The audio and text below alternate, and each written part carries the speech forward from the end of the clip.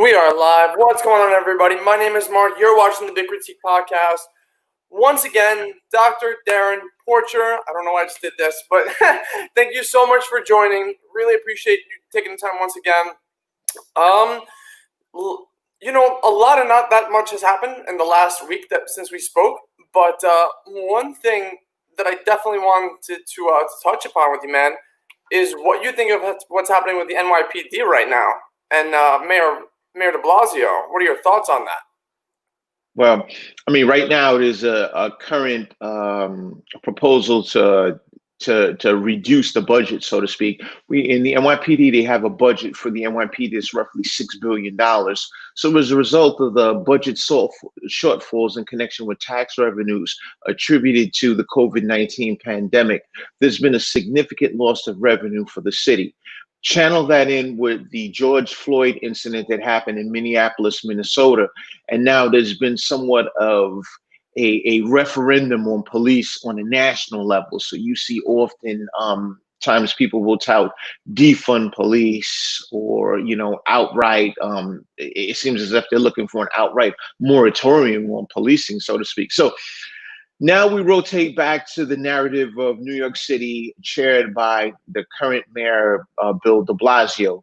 And his agenda is to, he's looking to trim the budget from the perspective of, we have a potential of, I believe there's 1,000 cadets that are scheduled to become sworn police officers. So he's looking to sideline that for the time being, and not hire the additional, I think it's 1,000 officers to become sworn police officers in the city. My issue with that is this. I think that we should all be willing to accept the financial haircut in the wake of the COVID-19 pandemic. But at the same token, there are other plausible resources that can be reduced as opposed to the personnel component. When I say other plausible resources, I refer to infrastructure projects or even logistics. When I say logistics, meaning like supplies, so to speak. We may want to not order those things that we were looking to acquire moving forward. Granted, we want to produce a level of quintessential policing in the city of New York. Therefore, we need to stay abreast of the state-of-the-art resources that are available to us. This just may not be the time that we can make those purchases. So the human commodity of having officers on the ground, I think, is far more necessary than the acquisition of additional logistics. So that being said, I'm one that's diametrically opposed to the cutting of personnel, because I give you an example. Whenever a 911 job comes over the radio or it's dispatched over through the 911 dispatcher, who responds? It's a police officer. And I just think it's necessary for us to continue to answer the calls for assistance and not have a reduction in time, in the response time. We have officers that have been resigning left and right in the wake of the riots and the protests attributed to the the death of George Floyd. And so we need to backfill those positions of attrition appropriately. So now we say to ourselves, okay, where we go from here? And the answer to that is we don't know where we go from here from a budgetary perspective. It's clear that there's been an acrimonious relationship between Bill DeBlasio and Washington. And oftentimes we would request aid or federal assistance from Washington when we are experiencing a level of a regression financially. And I just don't think that the politicians that are on the ground in New York City are willing to accept the fact that you need to use the art of persuasion when you're looking to elicit funds from Washington, D.C. This is not the time for you to come in from a very rambunctious or an argumentative perspective. You need to sit down at the table and say, hey, look, you may not like the president, and I got all of that, but this is who you're asking money from. So don't bite the hand that feeds you. Right. Yeah, no, that totally makes sense. So let's circle back to something for a minute. You, in the very beginning of that explanation, you brushed on the fact that that budget that the mayor is cutting, at least to your understanding, it's coming from the class of new cadets. So about 1,000 new officers, if I heard you correctly. that Yes. that basically would not be put to work because of these cuts. So my question is this: to be very critical of the entire situation, so if we take from there, and I don't 100% remember what you said about where it would go to at the moment, but if we take from there, right, what's the quality of those officers, right? How much is it real? Like, I get that we need manpower, right? I get that. But the quality of those officers, because they're rookies, because they don't have all that much experience yet, and I get it's very much a two-way sword or two-way street, however you want to say it, where it's like, well, if we don't put these officers in now straight out of the academy, when are they going to get the experience that they need to become the better versions of themselves? But by the same token, it's also, to me, if you cut from there, if you're going to allocate those funds to somewhere that you know factually, I don't know if this is even possible, that you know factually more like in the moment will serve a better purpose, then I might be able to see it from that perspective. Because remember, personally, I look from every perspective possible, right? And so, to me, that's one possibility of one way it might make sense to cut the funding. But does what I said in any way, shape, or form outweigh, like, the quality of those officers, or is that completely irrelevant to you? The experience of those officers. Does that make any sense? No, I understand what you're saying. And when you look at it from a qualitative perspective, meaning how efficient is a newly hired officer going to be in the city of New York, I think that, believe it or not, the officers that come out of the academy are probably more astute to the criminal justice arena than the officers that have been on patrol for a period of time. You have a lot of officers that are on patrol and they have cynical views and they've been maligned towards things that are attracted to a negative perspective. And I think the newly minted officer is that person that's willing to step out there and do what they believe is right, because it's like anything else. Whenever something is new to you, you have an infatuation or an attachment to it. So those new officers can contribute to a multitude of different factions, whether it's an omnipresence factor in high crime areas, because we've recently experienced a surge in crime as it relates to the protests and riots attributed to the death of George Floyd. And so when you look at the homicide rates going up, when you look at the aspect of violence that's continuing to manifest in our communities, it's necessary that we backfill these positions that are being lost by means of attrition. Now, more so than any time before, is justification for having a significant level of manpower that's on the street to engage the population for things that we see, such as these protests that garner thousands of people that come to New York to protest for a particular cause. Coupled with, we clearly saw the failures and deficiencies in the NYPD as related to the riots and their inability to stop the riots that were occurring in places like Midtown Manhattan, Lower Manhattan, and Fordham Road in the Bronx. So it's necessary, and the material, that the data suggests that it's clearly evident that we do need the boots on the ground, so to speak, to continue to assist in bringing us into a safe society. And the one thing that we've experienced in New York for years on end is once it starts to get hot, or when the temperature starts to warm up, we clearly see an increase in crime. So as a result of that, we need to put in place the necessary fortifications to ensure the safety of us as New Yorkers. So in terms of the specialization piece, as it relates to the newly minted officers, they bring a wealth of knowledge from the classroom that's going to be translated into the practitioner's mode of being, quote unquote, boots on the ground. And it's safe to say that we can count on those officers, because when we look at these mass demonstrations and protests that are happening throughout New York, it's clear that we need bodies or boots on the ground to ensure that the protesters are safe as well as the officers are safe.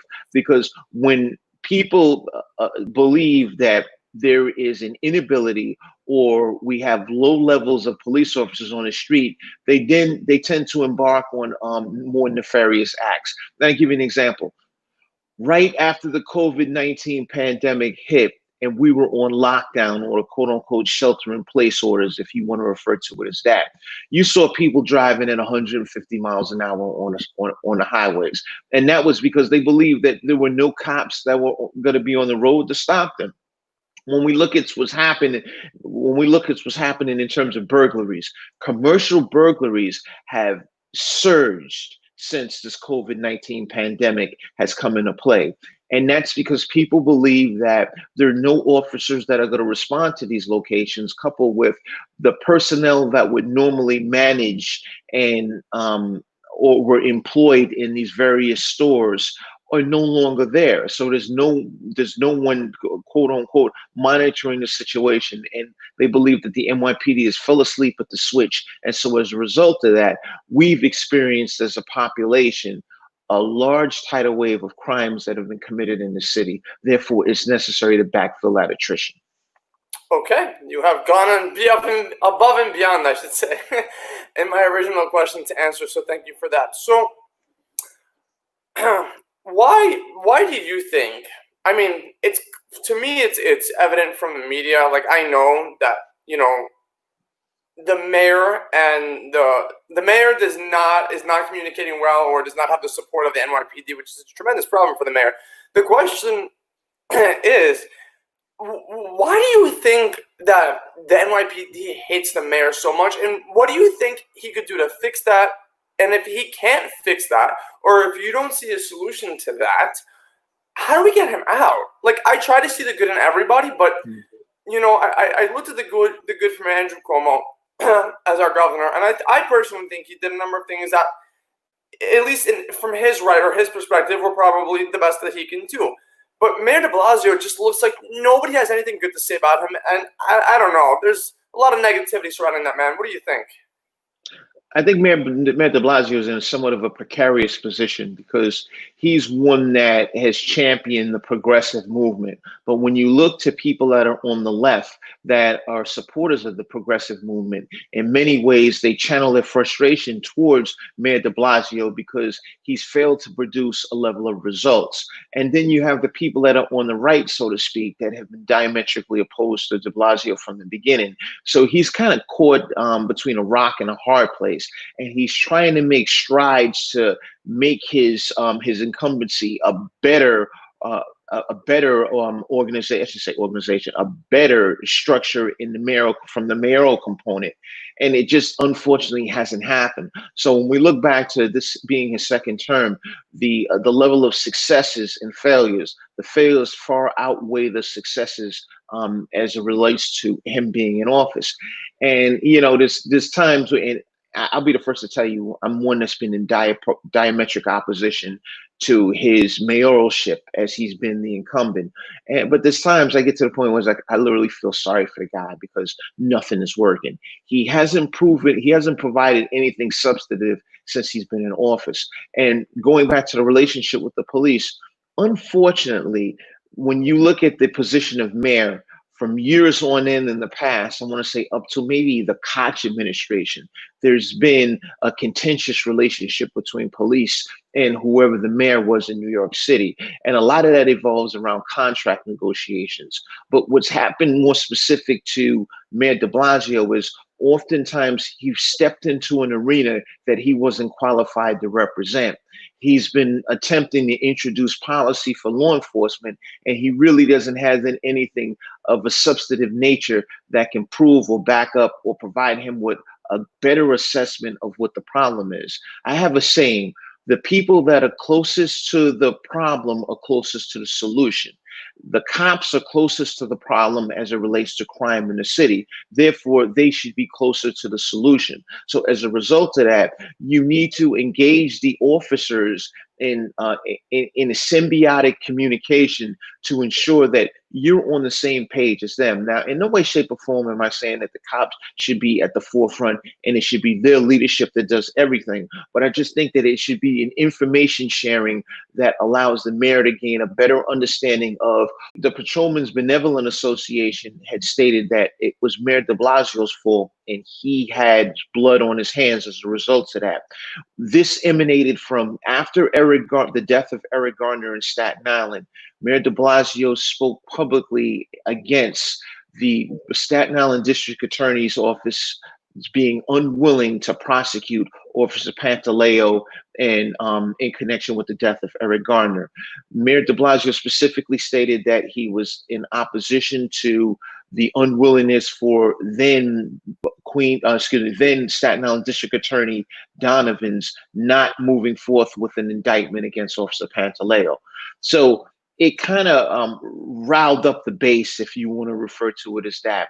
And so when the gunman came to New York and shot and killed Lewin Ramos, the Patrolmen's Benevolent Association basically stated, hey, look, you're the chief executive officer of New York City. You need to stand behind the police department because the police department is part of the social contract. And when we take in consideration the social contract, it affords citizens protections by government. You're at the forefront of that as the mayor. You're not excluded from that. Therefore, as a result of that act, it gradually, I shouldn't say, it quickly went downhill. At the funerals for Officers Lewin Ramos, you had large numbers of officers that turned their back on Mayor DeBlasio when he arrived at the funeral, just to show their discontent in his leadership. So as we progress and we look at the policies that have been instrumental in New York that partner with the police, it's clear to say that there hasn't been anything of a level of significance that Mayor DeBlasio pushed in terms of an agenda that kept New Yorkers safe. When we look at the CompStat process is something that the NYPD has been utilizing for years, and it's merely quantitative statistics that measure the 7 major felonies in New York City. That process has already been moving forward. So in no way, shape, or form did de Blasio introduce anything that made that process better. And that in many instances is what's kind of kept our crime levels receding over the course of time. But at the same token, de Blasio hasn't really introduced a partnership with the NYPD in connection with the endeavors of crime reduction here in New York City. And so when we look to what happened with the George Floyd case, de Blasio clearly took a position of, look, we need to make some significant changes within policing. There's a systemic problem within the culture of policing, and therefore he's going to do what he can from a progressive standpoint to get into the inner workings and crevices of the NYPD to ensure that policing is of a quintessential nature.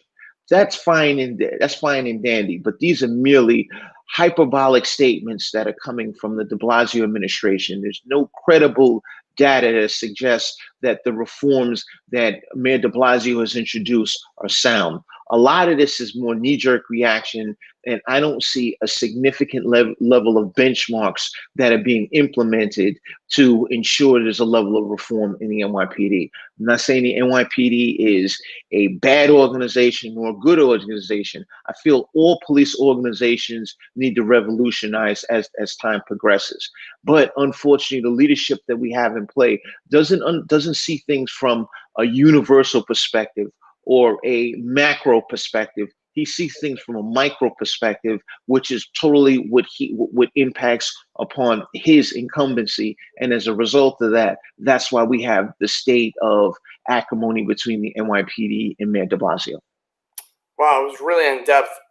And you know, a lot of what you said, I kind of made some of my own sort of presumptions on. So the way I've seen politics go, at least since the COVID-19 hit, and we've been seeing with the White House communicate with more localized state governments, I've realized that to use your example, Mayor de Blasio will he'll try to impose laws or new rules or regulations into NYPD, or even just like progressive moves. But the issue with that is, if you were to look at it from a business perspective, which you mentioned before, he runs New York City like it's run like a business.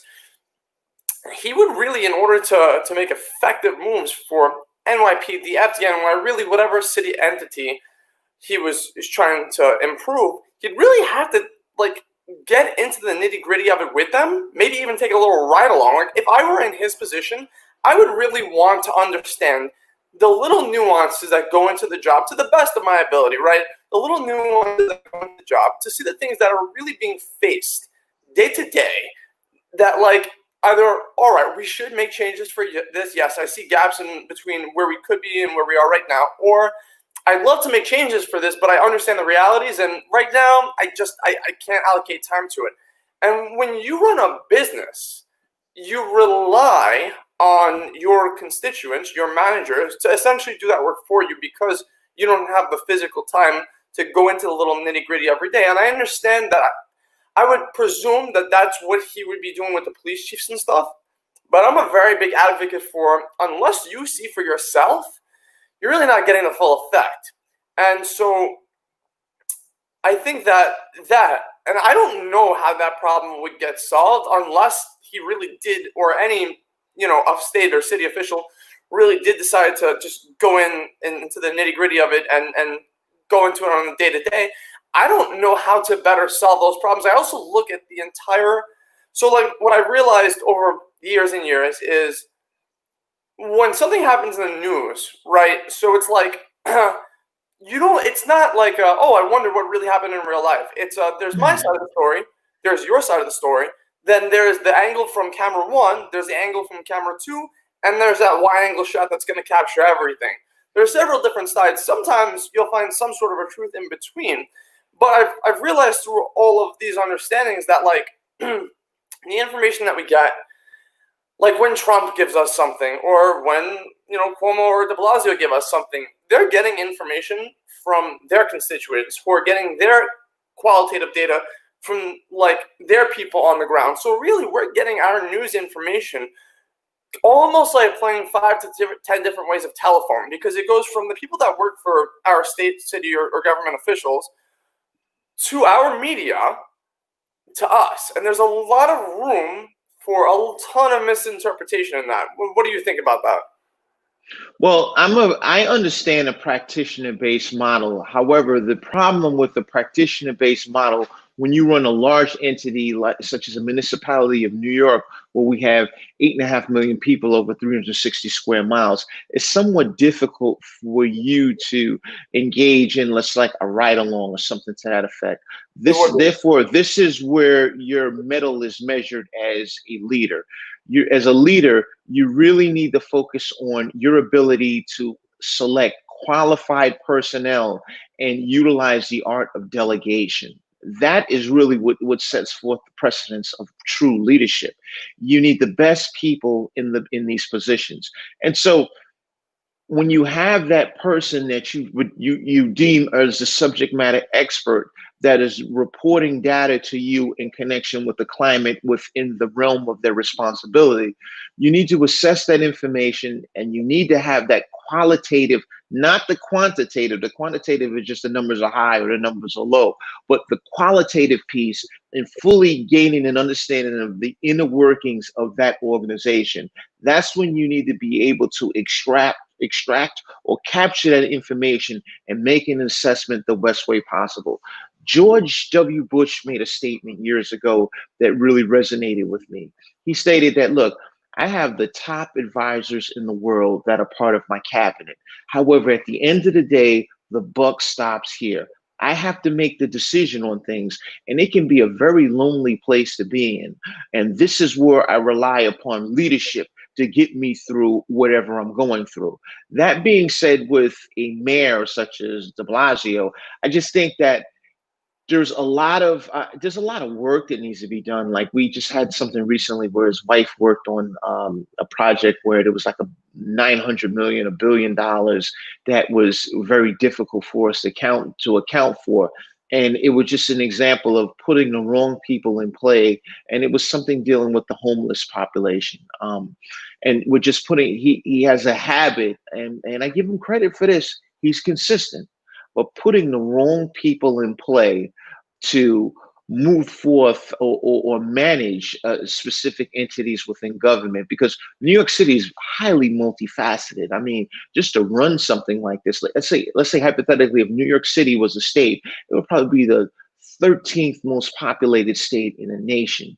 And so that's a lot that you have at your hands. So you need to stay abreast of an immense amount of information. I would just imagine doing a job like being the mayor. There's nothing else that you can think of other than running this city. And I just find that oftentimes he's just kind of off.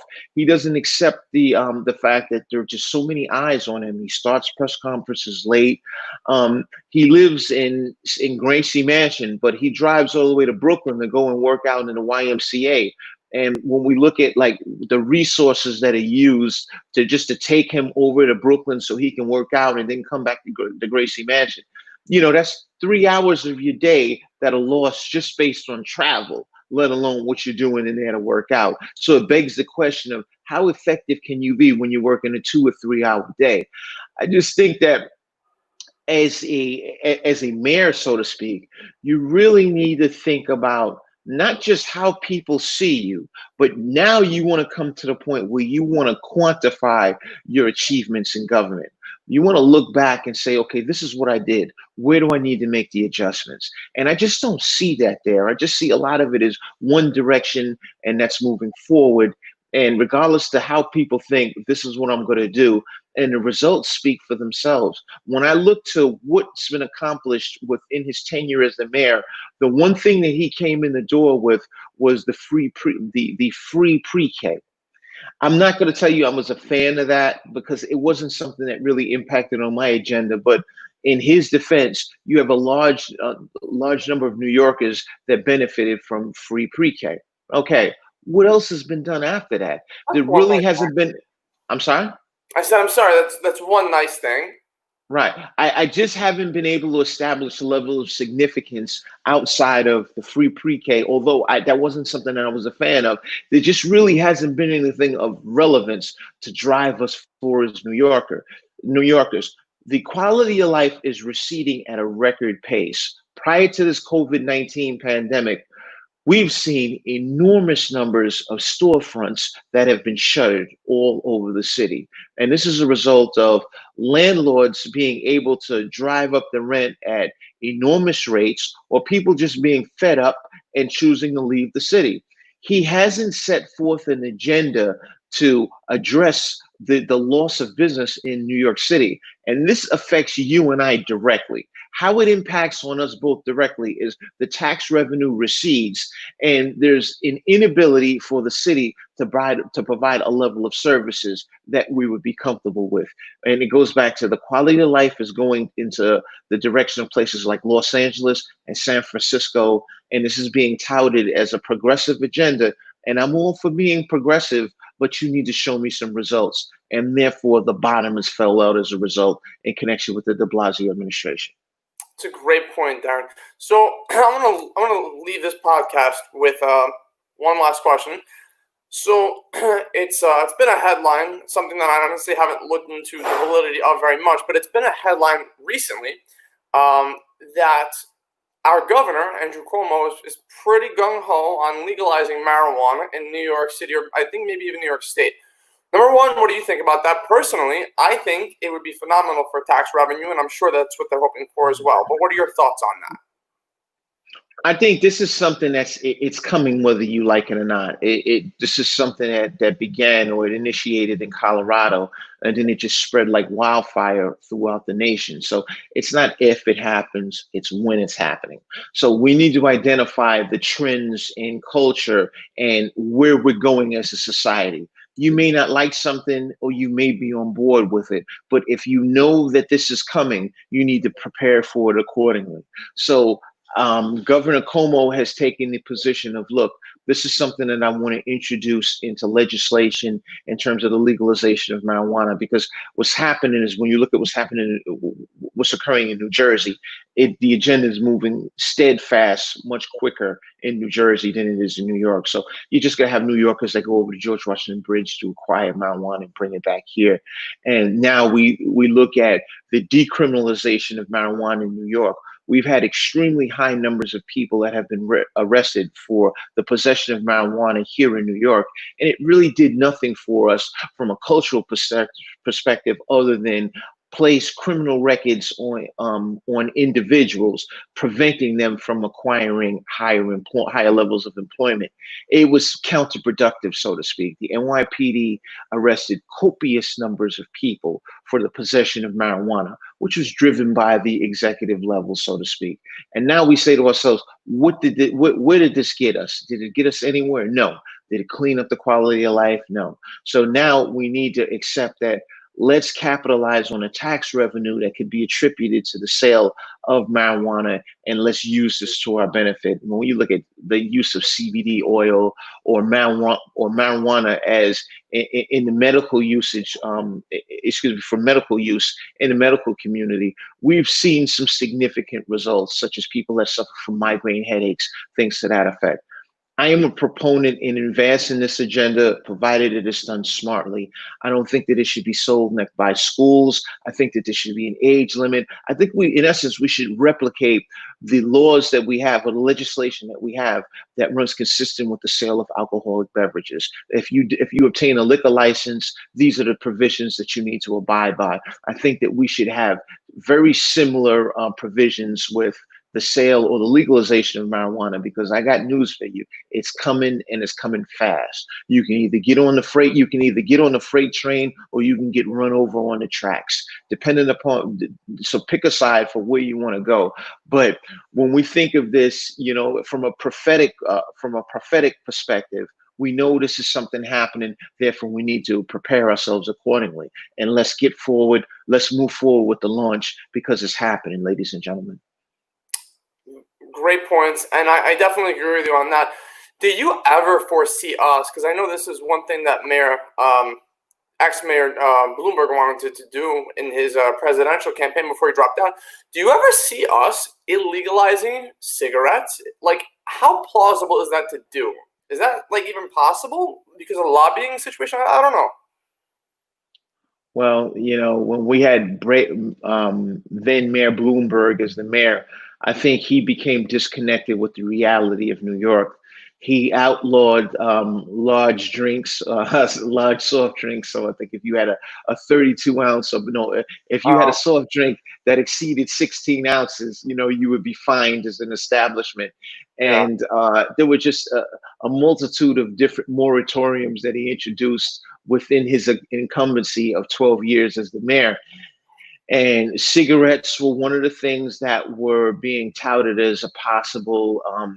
Now, granted, I'll tell you, are there health provisions attributed to smoking cigarettes? Absolutely. You see these Surgeon General warnings on a pack of cigarettes regularly. I understand it and I get it. But at the same token, when we look at our society, you have people that die from alcohol use, people that die from cigarettes. You have people that die from, I guess, diabetes, etc.